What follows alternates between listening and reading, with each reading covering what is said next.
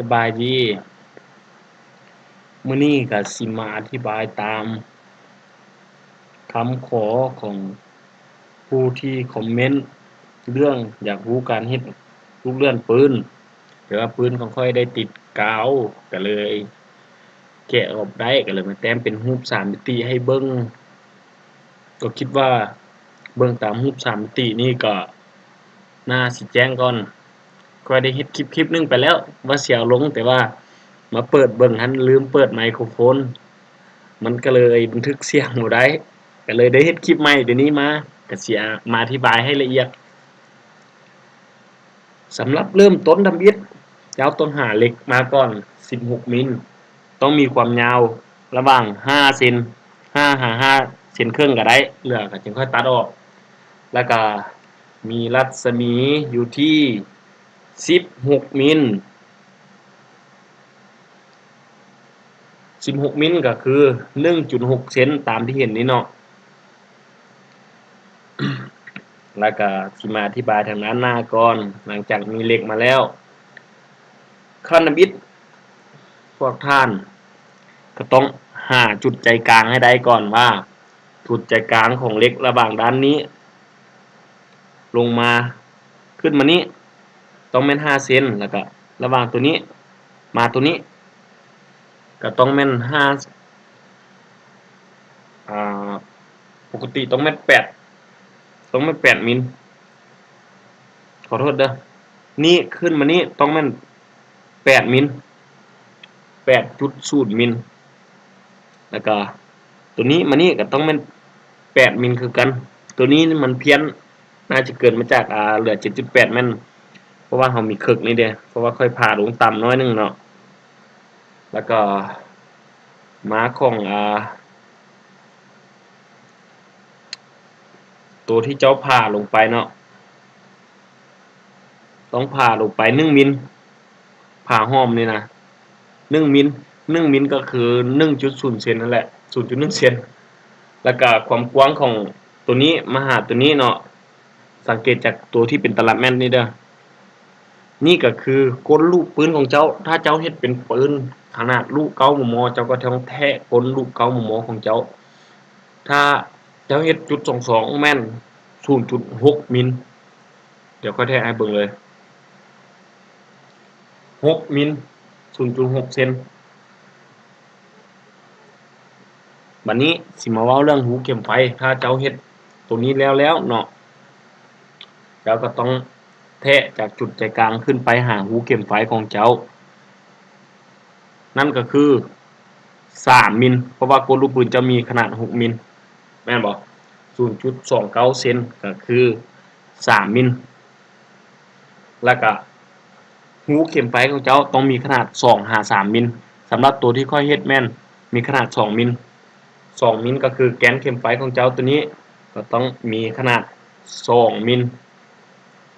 เห็นบ่2มิลก็คือ 1.9 มิลก็ได้เพราะว่าเวลามันเข้ามาเด้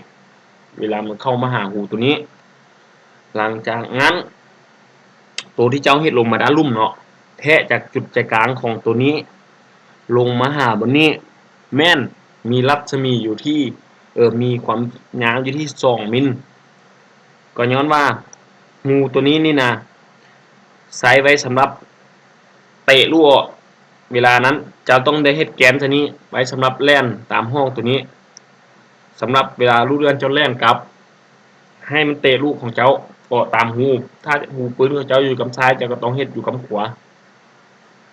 แต่ลักษณะของปืนส่วนหลายแม่นอยู่บนขวาเฮ็ดตามตัวนี้เลยก็ได้เนาะตามสภาพต้องมีลักษณะแนวนี้นี่ก็คือแม่นตัวที่เตะลูกปืนขึ้นหาลำกล้องปืนหรือว่าหาเหลาปืนจากจุดนี้มาหาจุดนี้ก็คือ3มิล3มิลเห็นบ่ 3.0 มิล3.0 มิลมาหาตัวนี้ก็คือ 0.2 มิลแล้วก็ลงมาหาตัวนี้น่าจะอยู่ประมาณ8มิลโอ้บ่ฮอด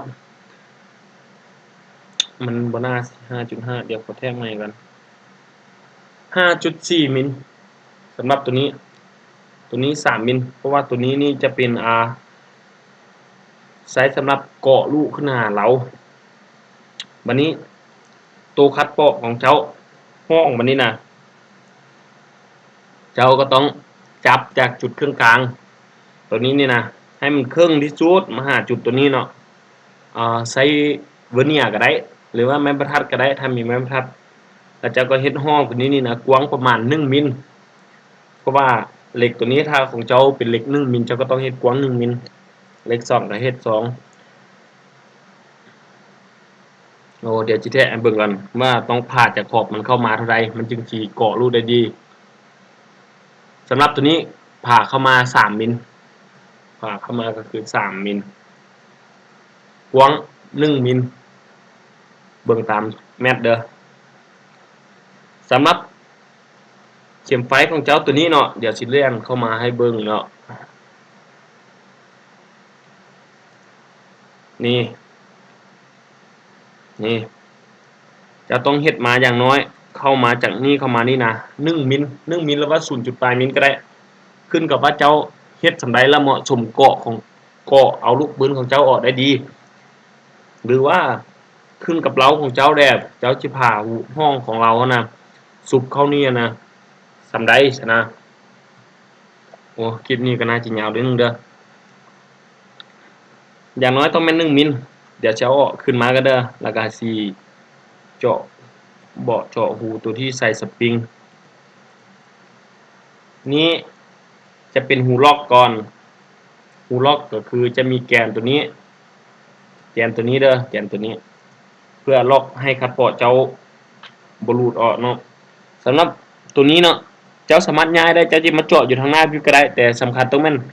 องหลุดจากเครื่องกลางลงมาหลายถ้าเจ้ามาด้านนี้หลายเนาะสปริงเจ้ามันก็จะดันบ่ได้แข็งแรงพอสิเกาะลูกปืนออกได้ถ้าจะย้ายมาทางนี้สปริงเจ้าก็แห้งดันที่เหลือมันหลายเนาะสปริงเขาก็ดันเหลือแห้งได้แห้ง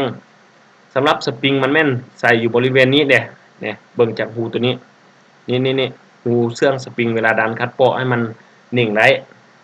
สำหรับหูสปริงตัวนี้เนาะคอยเทเอาจากสปริงของหัวกับไฟนะสำหรับหัวกับไฟอยู่ตัวเร่งมันมีสปริงน้อยๆอยู่ดอกแล้วก็มัน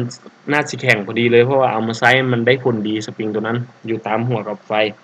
สำหรับแกนตัวนี้เขาเฮ็ดเป็นแกน1มิลแกนตัวนี้เอาออกมาก็ได้เด้อ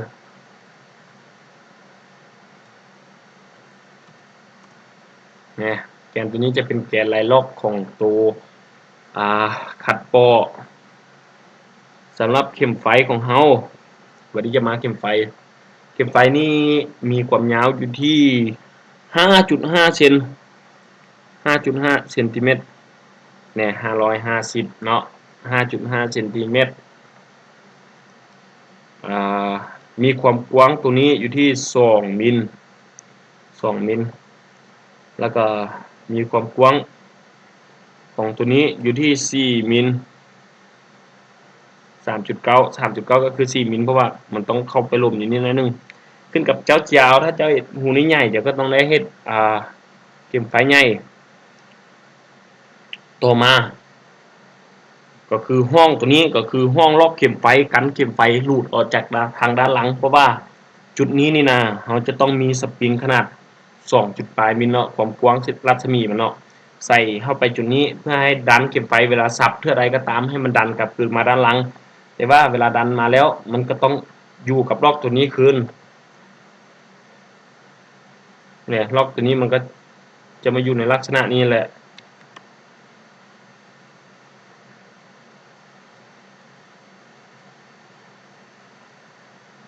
เดี๋ยวสิย้ายเข้ามาเบิ่ง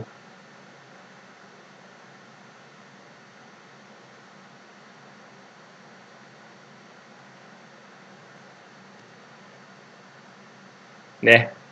เวลาจะสับนะสับสุดๆมันก็จะมาค้าอยู่นี่แหละ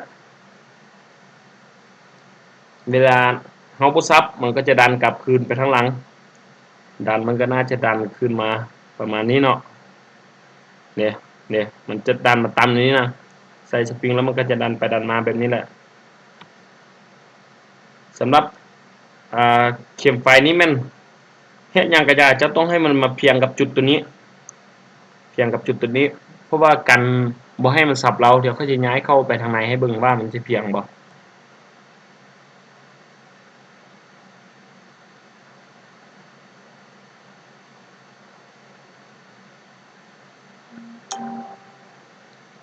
เนี่ยเห็นบ่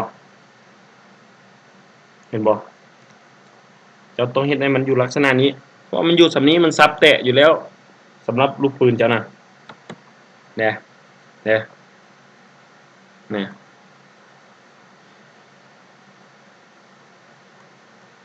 ก็สิมีแต่สำนี้เด้เพราะว่าเรามันทั้งค่อยแต้มออกมาแล้วแต่ว่ามันยังบ่ทันแล้วดียันพวกเจ้าท่าเบิ่งแดเพราะว่าค่อยก็มีเบี้ยหลายอย่างแหละแล้วก็บ่ทันนำมาลงให้เบิ่งแดสำหรับเราเนาะค่อยกำลังแต้มอยู่แต่ว่า